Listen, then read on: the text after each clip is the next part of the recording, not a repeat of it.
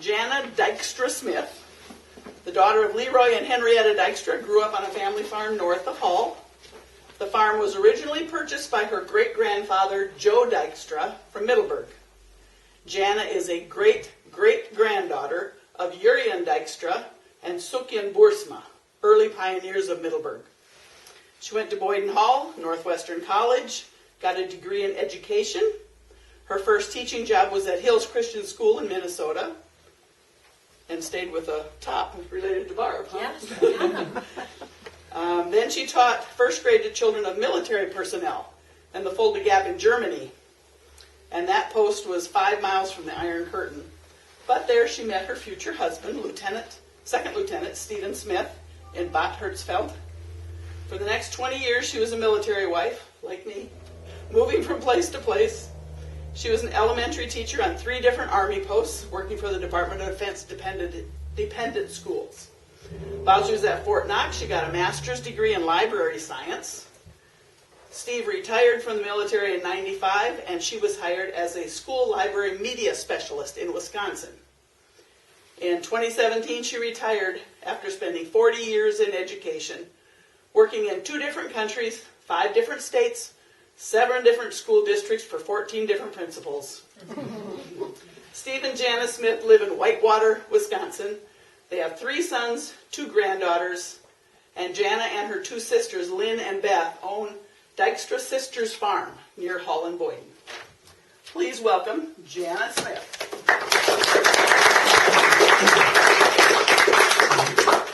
Thank you.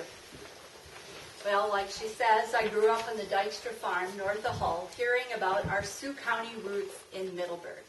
Middleburg is where my grandfather grew up as a boy. My Middleburg great-grandfather had purchased our Dykstra farm north of Hull. My great-great-grandparents were Urian Dykstra, and we pronounce it Schaupken. It's hard to pronounce. The Frisian is difficult. Boersma. They emigrated from the village of Skettens in Friesland and came to the United States in 1873. Earlier this year, I heard from Albert Hoekstra, an archivist in the Netherlands. He wanted to write an article in a genealogical magazine about Urian and Schaupken. So in about January, he wanted to especially focus on the Calvin College letters. He found these letters back in 2003, and I remember him contacting me, and he goes, "Have you ever heard of Calvin College?" I go, "Oh, yes, it's in Michigan. My mother went there. My Uncle John went there." You know? So he goes, "Well, did you know there's Middleburg letters in this archives there?" And so we looked into this a little bit, and we found out that a professor at Calvin College by the name of Herbert Brinks, and he's the archivist for the archives at Calvin. He's no longer alive, but he went to the Netherlands and he started collecting letters that were written from people in the United States to family still in the Netherlands. And of course, they're all in Dutch. He translated them into English and then stuck them in the archives there. He also published a book. And there's one about a family that came to Hull in this particular book, too. But it's not, the Dykstras didn't actually get published in the book, but we could get copies of the letters, which we did.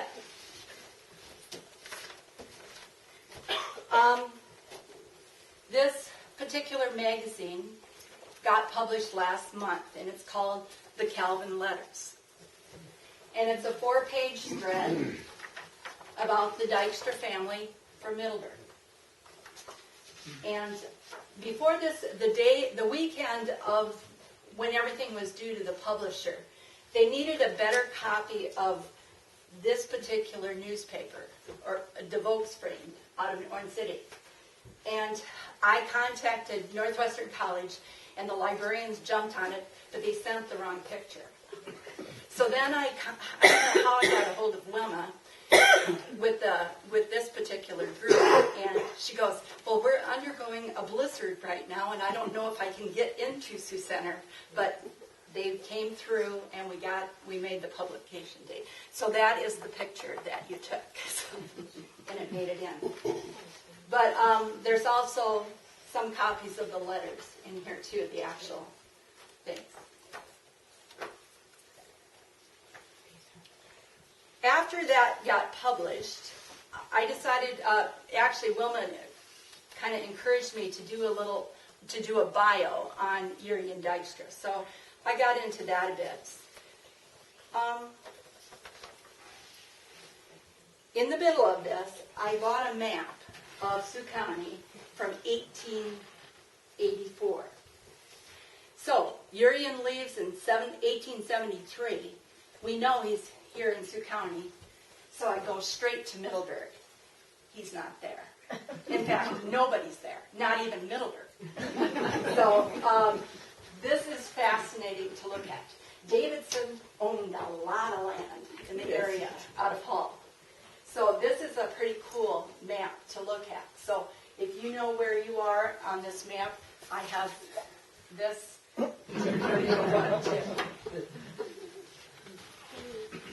This map is I'm going to donate to the Hull Museum, so you can see that there as well.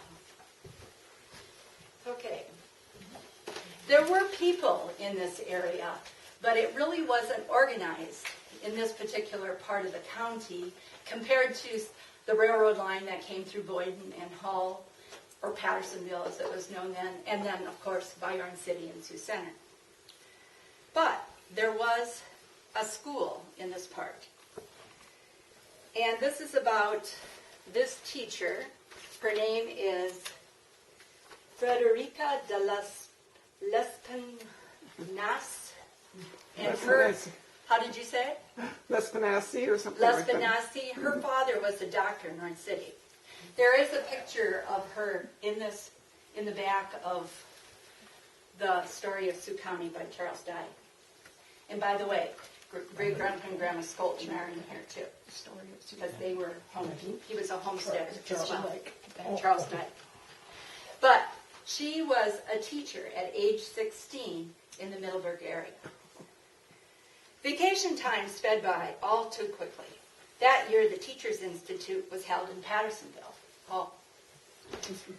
I was offered a school near Bell's Lake, and that's what this area was called before Middleburg. It was not a thickly settled district, but the farms made an exceedingly prosperous one. Anthony Vanderwelt was director, and as usual, it was with his family that I boarded, and this is the Vanderwelt family. Such a large and congenial family it was. 2 girls my own age, so the teacher's the same age as the student. 4 sons and a small daughter. With them also lived their 2 nephews, John and Dick. And what a privilege it was to me to be able to join the family circle and become as one of them. They were always so many good times, parties and long merry rides in the bobsleighs, which were always packed to overflowing with the young people, out to enjoy the winter weather. After I'd lived there a short time, the boys went to town and brought back my little organ, and that was an inducement to spend the cold winter evenings at home, and we made the big house ring with song and laughter. Also in the neighborhood lived Antony's brother, Hendrik Vanderwelt, with his amazing family of 7 daughters and 3 sons. The girls were very beautiful, and all of them sweet and charming. With the big families common in those days, it was hard not to gather quite a crowd in short order.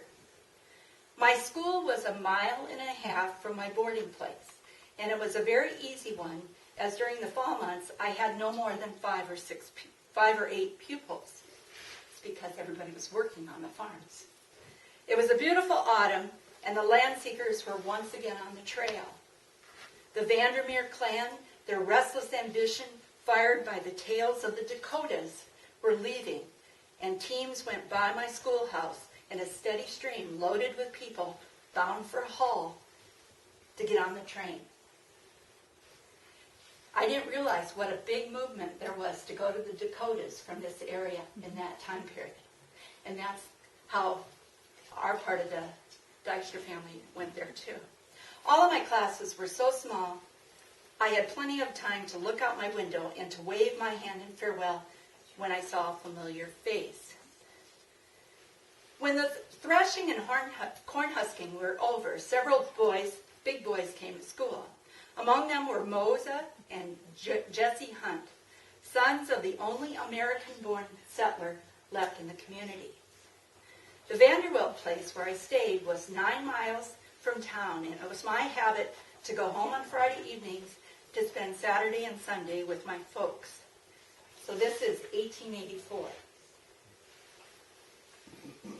On Sunday afternoon, returning to the Vanderbilts, I usually rode along with people who were going home from church, and for Orange City was still the only center of worship.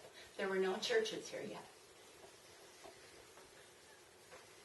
The Vanderbilts became my friends, and their kindly influence upon me in my formative years was to be felt through my life.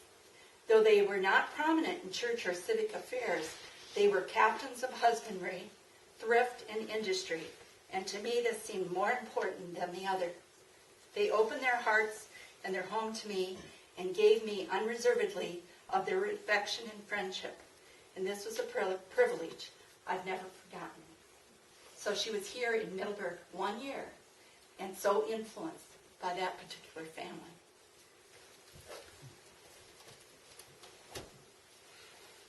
Well, Wilma encouraged me to go to the Sioux County Digital Archives, and in doing so,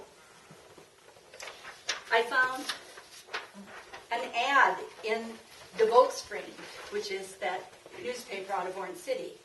Of course, the ad was in Dutch, but it was published 3 different issues in a row. So I get out my Google Translate and I type in the Dutch, and it comes out. An ad regarding herding cattle herding. Jay Dykstra, living 5 miles south of Orange City, wishes to herd cattle at Floyd Bottom as soon as there's grass. When that time comes, he will stay with the cattle while they graze on the grassy fields, kindly requesting everybody's favor. So he's south of Orange City. This is news to us.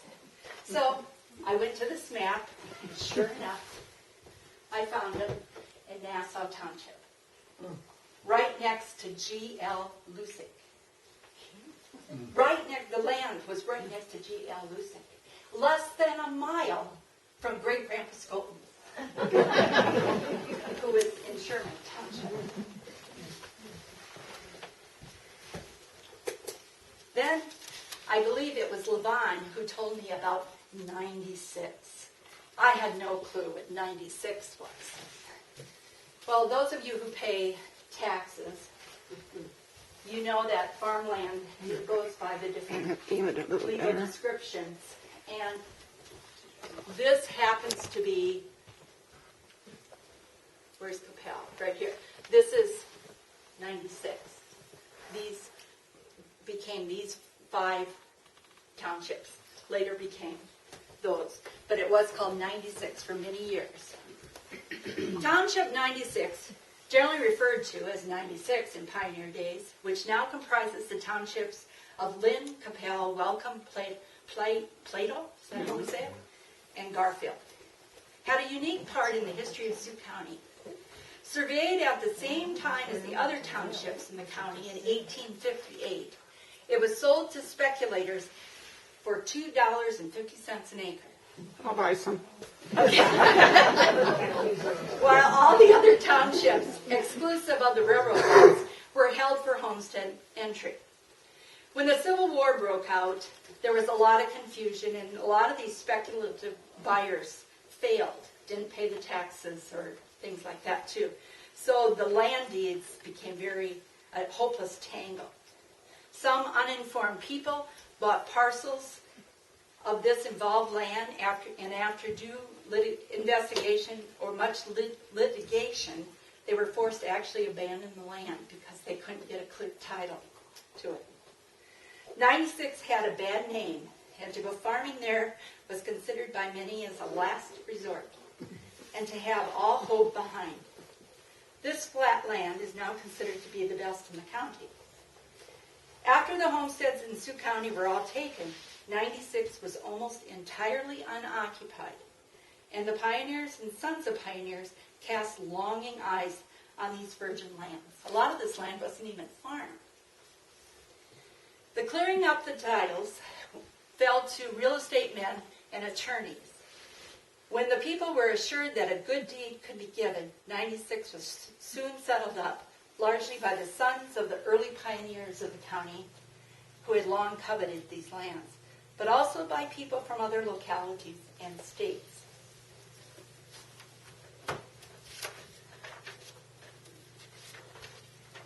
A gentleman now of Sioux Center, now this is written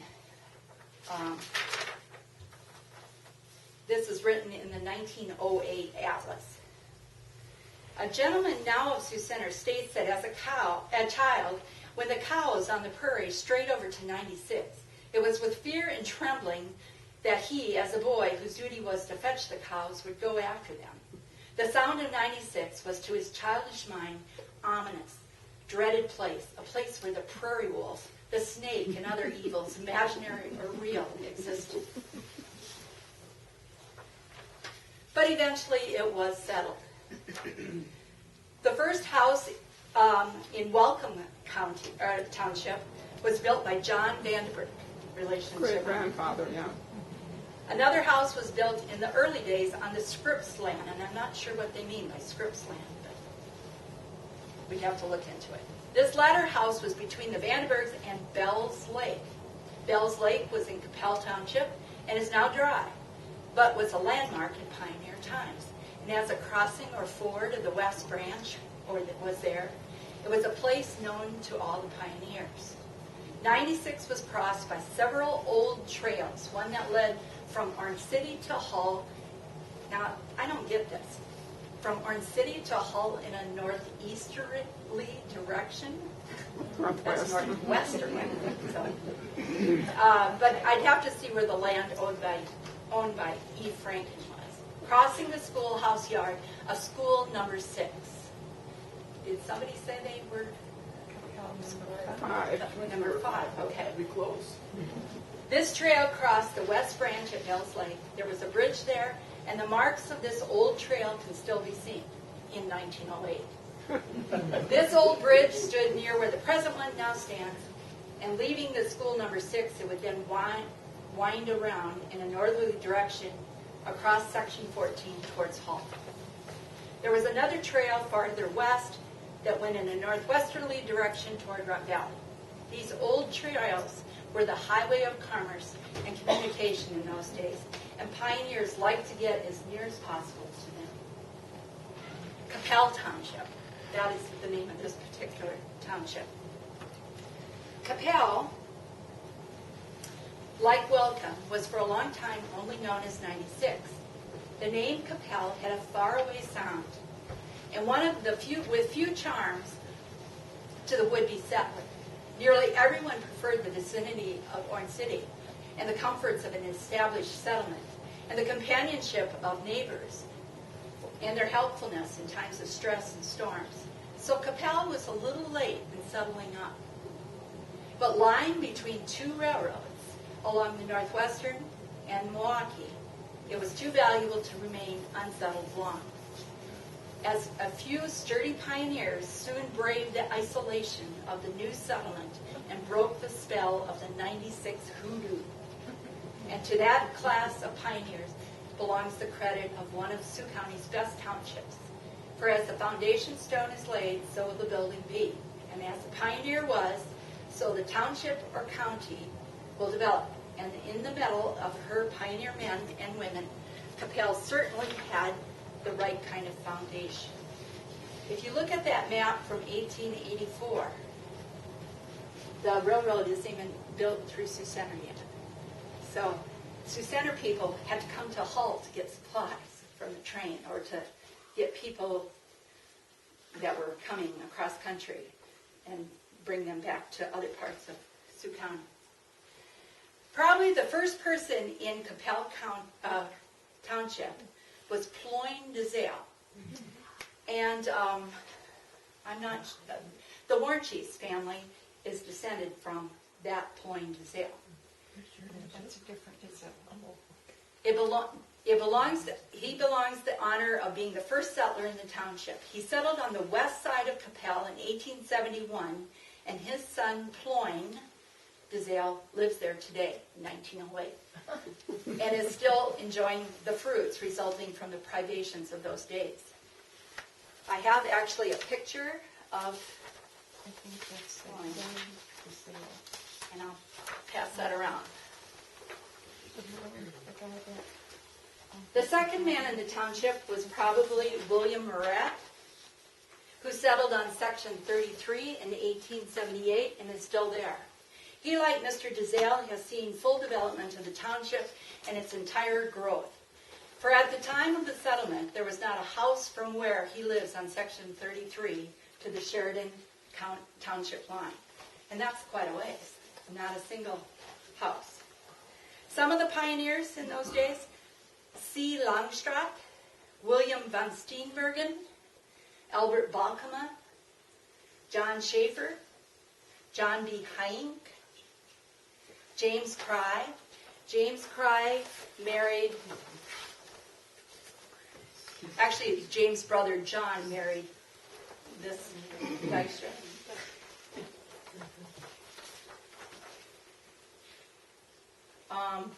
John Reimers, H. Vanderwilt, Jacob Neuendorf, R. Voss, Jurgen Dykstra. It's changed spellings now. Now it's Jurgen Dykstra, according to this spelling. On the north side of the township where the settlers were John Horn and J. Reimers. These two settlements were connected by a trail across the prairie, and there were no houses on the way for a long time. Where this trail crossed the, how do you say that, sloughs in the West Branch caused all sorts of issues. And I think it still does in some ways when the waters get high. Where this trail crossed the sloughs, it was one of the problems of the settler to get over it. And when he was safely across, he would breathe a sigh of relief and then begin to dread the return. The Moret Schoolhouse, I believe, was in Section 33, if it was on Moret land. It was the first schoolhouse built in Capel. The men who were instrumental in building it were William Moret, John Schaefer, Jacob Voss, John Moret, A. Anthony Vanderwilt, that we talked about a little earlier, and the Benorts. At this time, the settlers were very much concerned by the fear of prairie fires. Sometimes one could stand in the door and see nothing but fires in every direction. Settlers had to eat grain, and even their houses were in constant danger during some periods of the year. Many of the battles waged by Sioux County Pioneer with this dread foe, oft-times the contest would last several days, and the wife and the children would be called upon to aid in the efforts to save their homes. Capel is on the divide between the east and the west branches of the Floyd. The west branch, running through the western part and getting only 1 mile from its western border, makes excellent drainage. The eastern part of the township, however, is so nearly on the divide as to be quite level, but in the last few years has been much improved by tile drainage. Stock farms. Capel has some of the best stock to be found in Iowa. Mr. P. Ellerbrook was making a specialty of the large Poland China swine and the Hereford cattle. Mr. Joe Horn in the north part of the township on his farm, however, one of the most interesting features in the stock farm, on which he makes a specialty of raising wild geese, deer, squirrels, China geese, and other rare birds and animals. Capel Township suffered with all of those other townships in the grasshopper raids. A description of those grasshopper raids and their complete destruction of all vegetable life would be a repetition that are covered in other township histories. So they're not going to be written here. Trees. Every shade tree, every fence, every fruit tree of any size represents the labor and forethought of some pioneer. For there were none. And during those hot summer months, in the little board houses, the pioneer's wife sweltered, almost like in an oven. Then, when the winter came on, there was nothing to break the full force of the wind. but he caught it direct in an unstinted measure, direct from the frozen Northland. There are trees now in the township of the size and height of forest trees, shading the cozy home of the well-to-do farmer who, as a pioneer, planted the twig to shade his humble shanty. Okay, and that comes from the 1908 Atlas. I do have maps of both Welcome and Capel in 1895. Now, I have 2 copies of each, so I think we will hand them out and you can look at these. And you see a lot of names that you probably recognize too.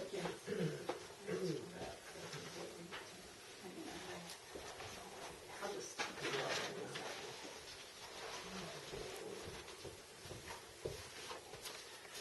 When I looked at this map, I found Urian Dykstra. And I also found G.L. Lucic.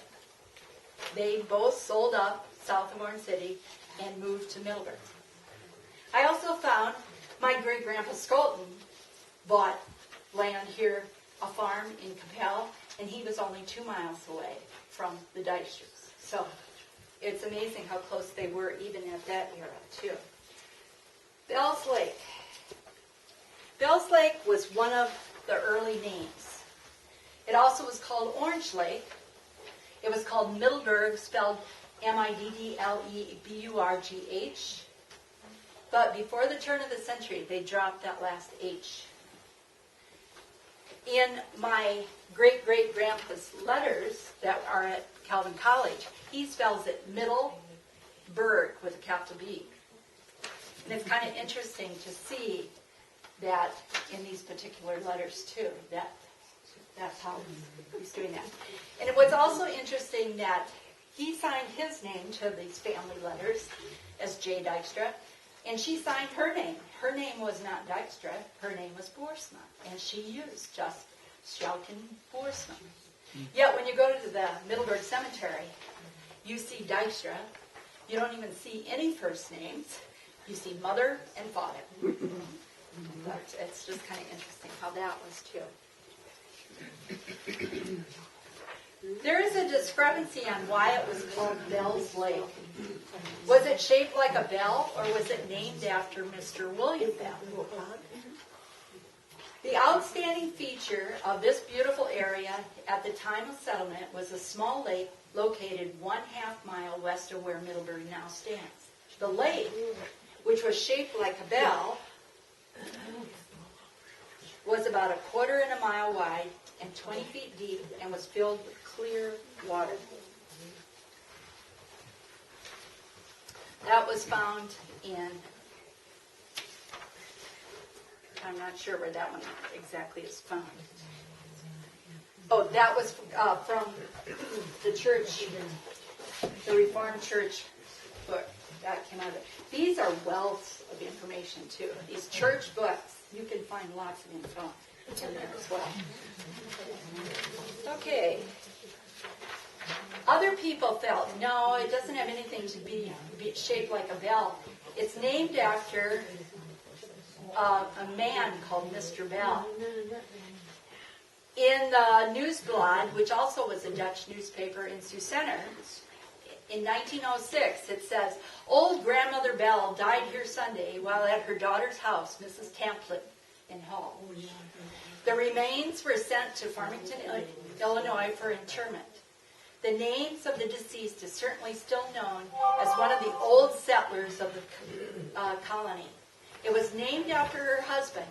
It was after her husband that the former Bell's Lake, now Middleburg, was named." Now this Mrs. Bell is kind of interesting. She was 89 years old, and she actually was visiting her daughter at home, and she just happened to die. But she was a cousin to President Andrew Jackson, who lived in the area. It's fun to look through these old newspaper articles to find out, Middleburg was quite the place because of that Bell's Lake. My mother said that Grandpa Skolton, and we're talking about my grandpa, who's the son of the homesteader, came fishing here at Bell's Lake because their farm was like 2 miles away. And that's where your mother was born. This was in the Sioux County Herald in 1886.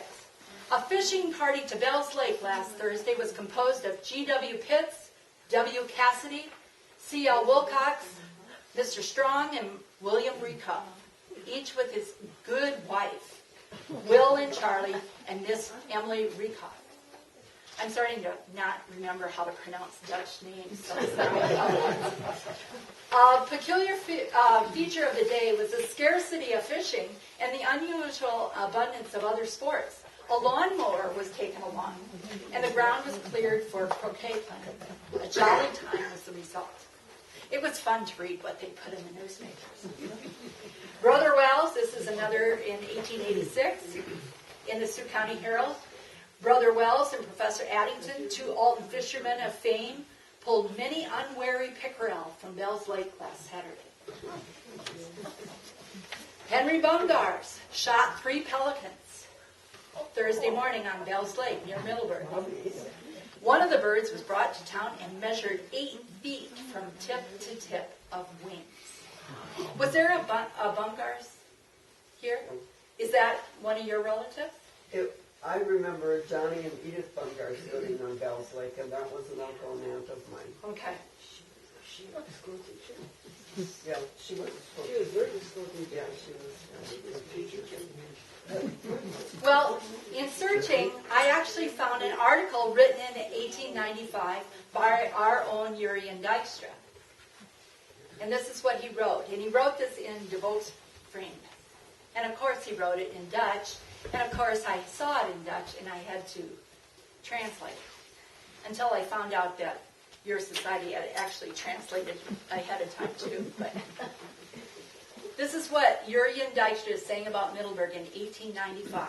This beautiful area has been in the hands of speculators for a long time and served since the settlement as a prairie land on which cattle grazed. In 1884, however, there came a change and the land was purchased by farmers. The writer of this article, Urian Dykstra, the writer of this article at the so-called Bell's Lake, a large portion of land to cultivate, this with his family. In 1885, G.J. Lusink came and others followed him, such as J. Meerdink, W. Williamson, and others who settled here. Soon an important change came about. Instead of 6 feet tall weeds, one saw tame grass. Prairie land was cultivated and produced wheat, oat, corn, and potatoes. Roads were built and bridges were constructed. Also, one felt the need to gather on the day of rest. First, we met in the school building, and sometimes the pastors came to serve us. Afterwards, in 1885, a congregation and a Sunday school were founded under the leadership of Reverend Bursma.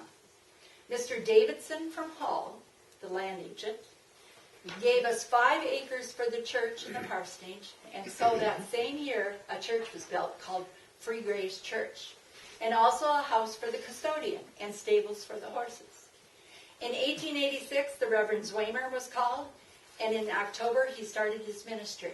That year a beautiful parsonage was built. 1887, a new stable was built.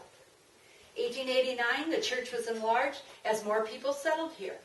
Roll the Young of Chicago built a small store with a house. This store.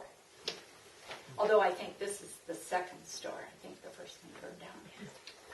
In 1890, we built a post office, and this place was called Middleburg.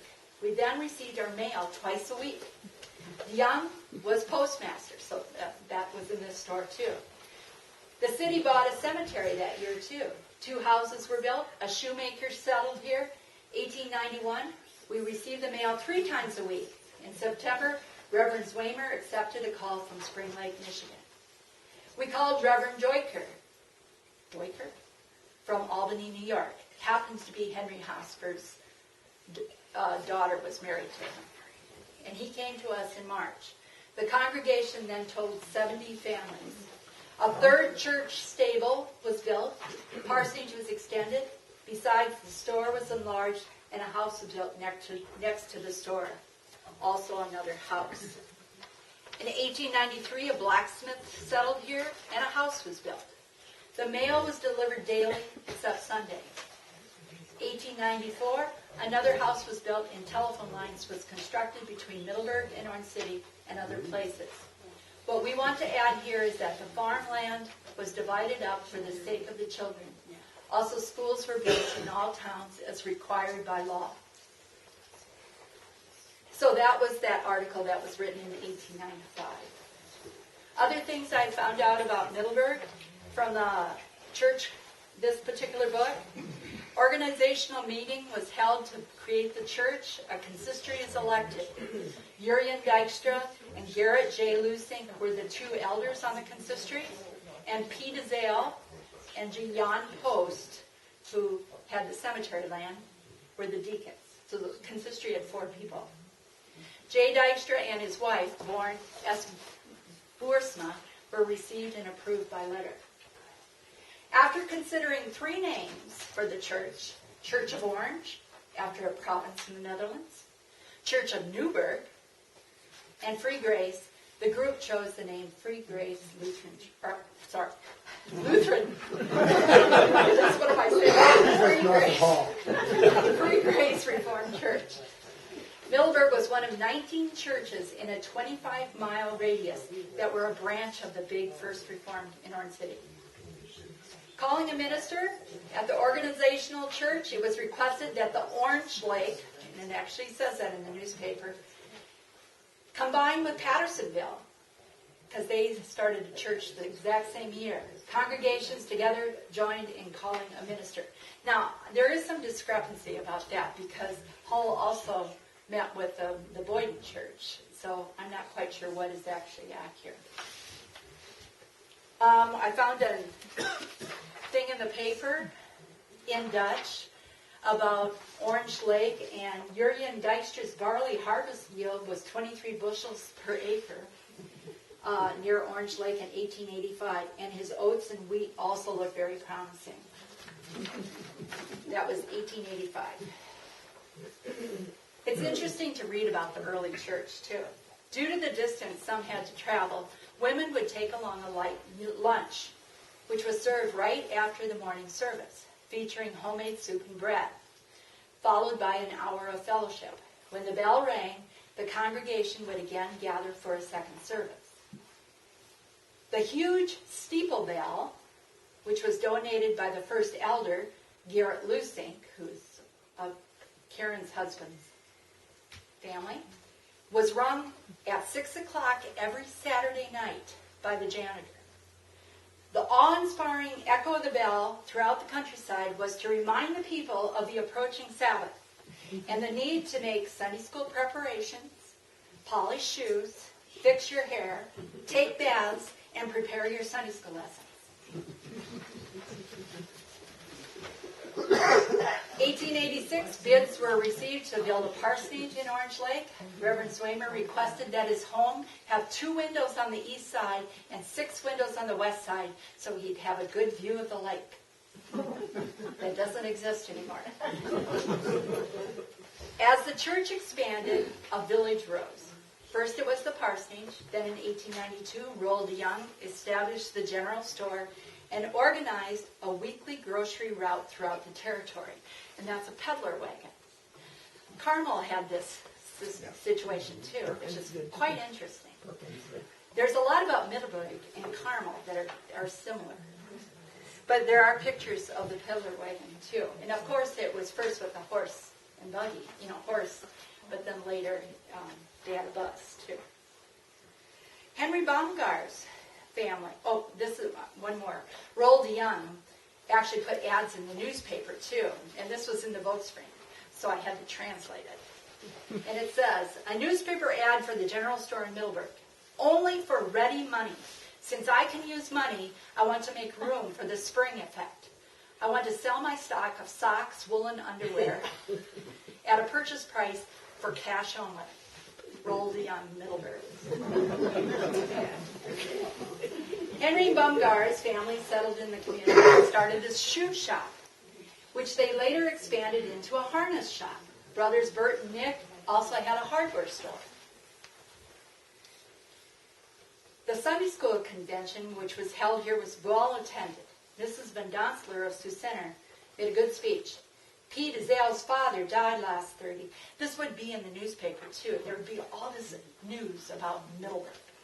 And it'd all be in one paragraph, and you'd have to try and figure out, okay, this is ending now. So, Mrs. Van Donsler of Sioux Center made a good speech. Pete Azale's father died last Thursday at the age of 87 years and 6 months. Henry Baumgars is now building his harness shop in this burg. There's already been one set of harnesses ordered. He is a #1 man in the business, and we don't doubt that Henry will make out okay. He don't start in until November 15, and Capel Township will hold the election in his shop. Mr. DeYoung and his 2 oldest daughters Sundayed in Sioux Center. From Middleburg, and it made the newspaper that they went to Sioux Center. While Jay DeVries was in Rock Valley on a visit, his horse took sick, and he was compelled to stay there for a while.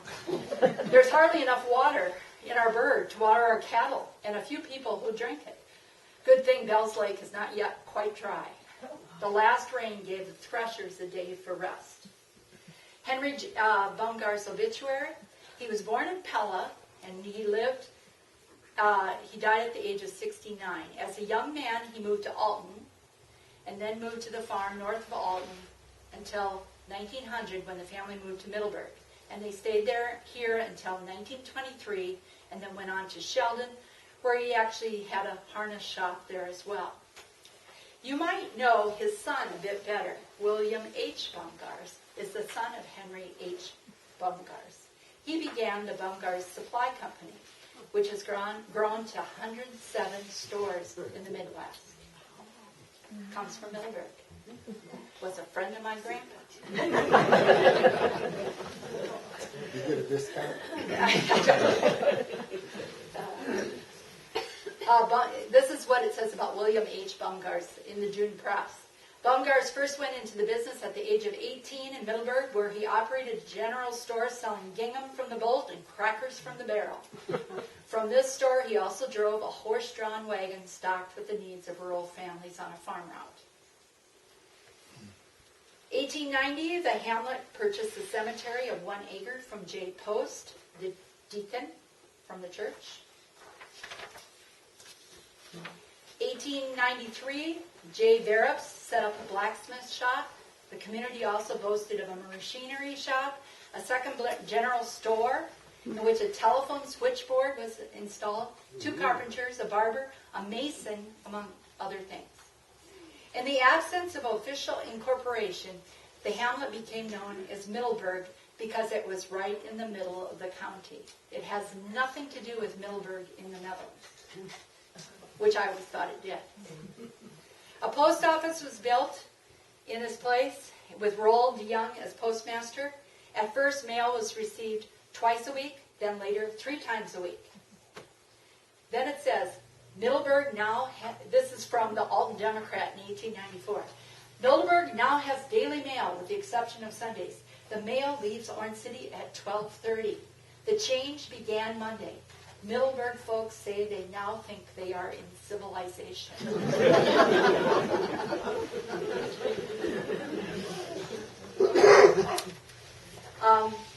Gary Korsman, relation?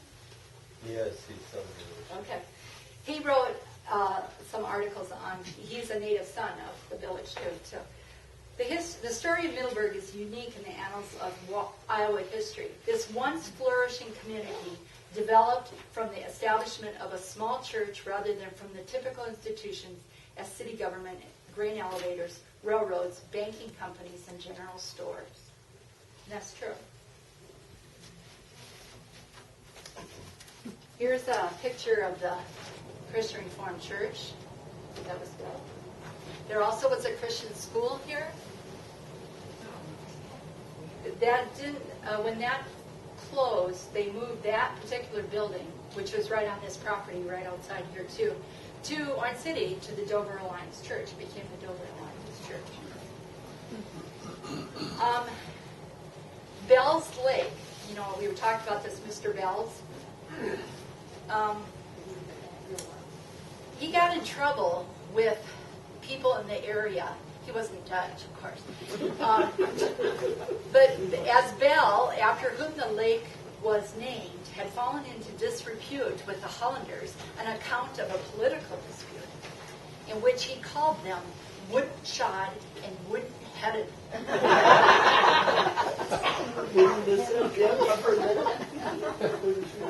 Here's a picture of Urian and Sjouken.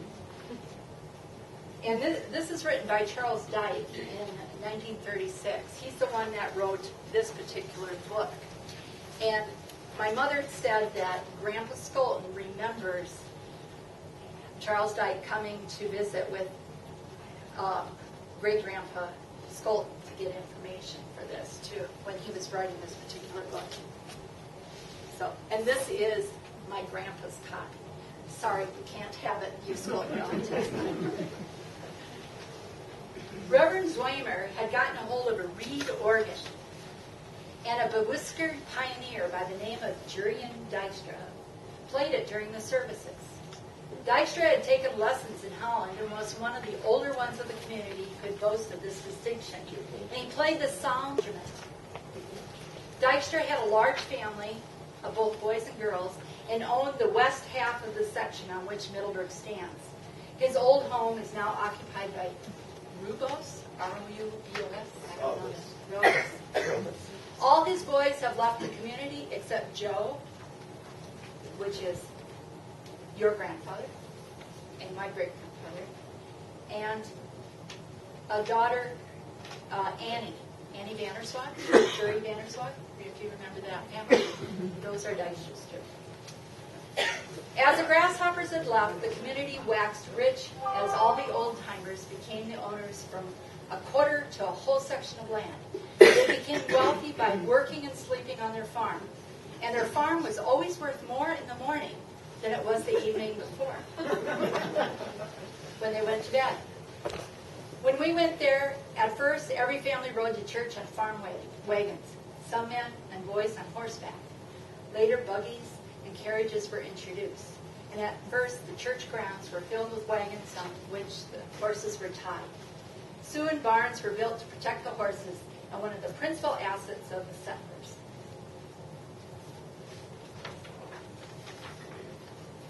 I did look into the actual homestead documents. I found this great website.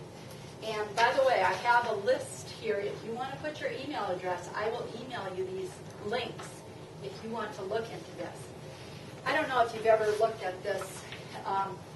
It has like the legal descriptions.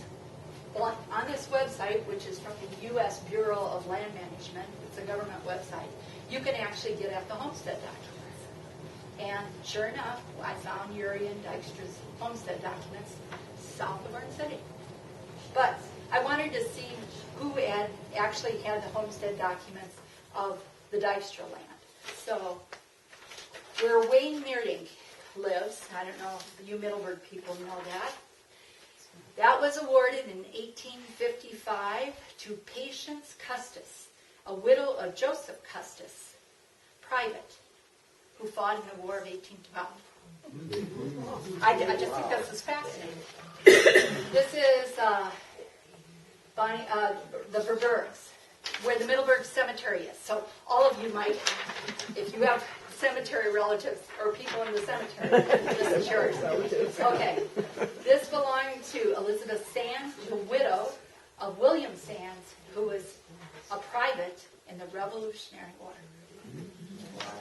That she actually had the homestead documents for that piece of land. Never did anything with it, but you know. This is where Russ Verberg actually lives, the place there. Same thing, this was Patience Custis, the War of 1812. Custis owned it. Where Ron Smith, that Dijkstra land belonged to Thurza Wing, widow of Banning Wing, private in the Revolutionary War. And it was amazing how many, I didn't realize this was given to the widows from these conflicts too. This one is Clarissa's piece of land, Dykstra land. Mark Buckham, private. I had to look this one up. The Maine Militia Northeastern Frontier Disturbances. I had to Google that. They actually was a big argument between the British and the colonists up in that part of the United States back then. And Rodney Willinga, that's what his land is as well. Where you grew up, Joe Dykstra lived, where the house where the Warrenchies' son lives, right? James Downs, corporal in South Carolina Militia, War of 1812. So, it's kind of fun to look up this kind of info. When you think of looking out at this land, who actually owned it before you. I don't know how many farmers still find arrowheads, realize that that was part of this area too. Anybody know anybody that ever found arrowheads on their property? I don't remember. Have you found some? I don't remember that like on our farm either. But Hayward, what is the river by Hayward? Is that the Big Sioux? Big Sioux. A couple of years ago, they found this mammoth tooth by Sheldon, which I think is so cool. Can you imagine that woolly mammoth coming from Hayward, because that's where he lived, walking across our fields here through Middleburg on the way to Sheldon, where he had to go to the dentist. But it was found in Sioux County, which I'm really proud of. I think that is pretty cool that they found someone fertile. Okay, now my seed splitting things. I've always loved this too. Seed splitting is also known as Stan Wiersma. He was a Western Christian classmate of my mother's. Wilhelmina. How many of you know what a Wilhelmina peppermint is? Oh, yeah. Okay, this is Queen Wilhelmina. Queen Wilhelmina was entertaining the Frisian Cattle Breeders Association at dinner. The Frisian farmers didn't know what to make of their finger bowls. They drank them down. The stylish courtiers from The Hague nudged each other and pointed and laughed at such lack of style, until the queen herself, without a smile, raised her finger bowl and drained it, obliging all the courtiers to follow suit without a smile. The courtiers had style, but Queen Wilhelmina had class. This is called style and class. Stanley Wiersma was a product of a mixed marriage. Yes. His mother was from Sioux Center, and his father was from Orange City. Oh, there is so much in here. And as one who grew up in Hull, looking at this, I laugh. Okay. There's a copy of that in the Sioux Center Library if anybody want to read it. This is the epilogue. So this whole book is, comparing Sioux Center and Orange City. Which one has style and which one has class? And which town has the class? Orange City or Sioux Center? Depends on where you come from. If you're from Orange City and say Orange City has class, you have just turned whatever class Orange City had into style. Why, you probably even believe the Chamber of Commerce brochures that come out at the Tulip Festival. If you're from Sioux Center and say Orange City only has style, you have no more style than style in Sioux Center. Sioux Center, too, has its Chamber of Commerce brochures. They read word for word like Orange City's, in spite of the contrast between the two towns. By which you can tell that these brochures are false. Consider Middleburg for class. It has no Chamber of Commerce. It has no store or gas station, both closed. Only one Reformed church now, since the Christian Reformed Church closed. It has a thriving cemetery. Its population quadrupling and a village population of 39. Middleburg is not large enough for style. It's a tiny pendant, an emerald pendant, weighing toward the north on an imaginary chain. One end fastened in Orange City, and the other end in Orange City, in Sioux City. I will not say Middleburg has class. Let all of its class turn style, but consider Middleburg for class. Okay, one last thing.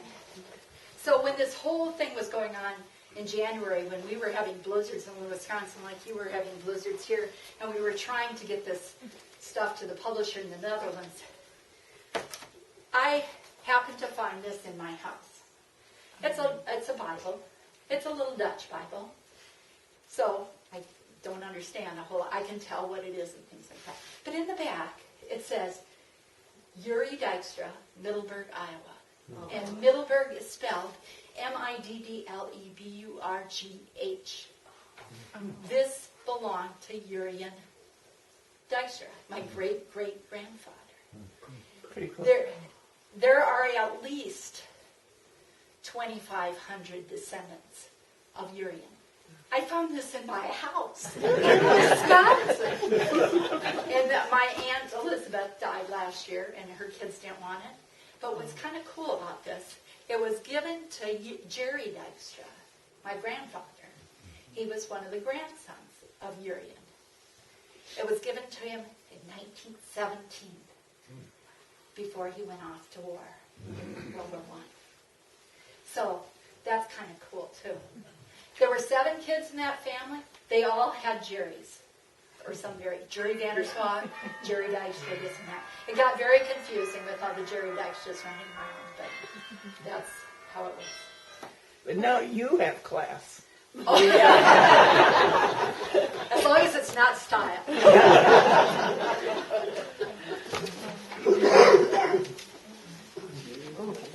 Yes. There is redemption for Lutherans. I am a Lutheran now. My son is a Lutheran pastor. Thank you, Jen.